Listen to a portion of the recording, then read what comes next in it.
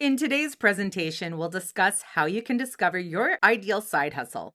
We'll provide you with a step-by-step process that will help you find the perfect one that aligns with your ideas, skills, interests, and financial goals. The important thing to remember is that you will be starting out small. Over time, you can take the necessary steps to scale it into something bigger. Or if you want to keep it small, it's entirely up to you. But before you make that crucial decision, you want to build it from the ground up. To do that, we need to help you discover what your ideal side hustle is. With that said, let's get started.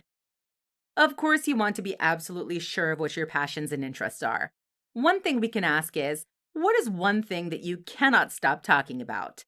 We guarantee you that there's one thing that you love doing, to the point where you want to spill your guts on everything you know about it.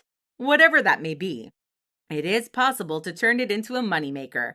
However, you also need to possess the right skills and talents. This segues into our next step. Assess your skills and talents.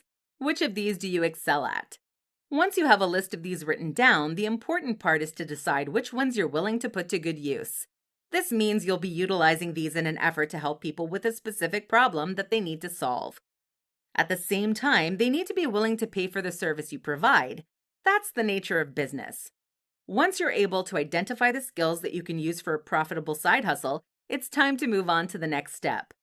That step is to explore online platforms. There are plenty of websites where you can put your side hustles to the test. It'll depend on what you're offering.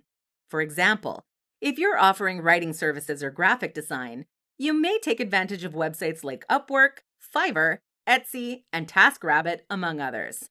It's always a good idea to research these platforms to see which one will be the best match for your skills and interests.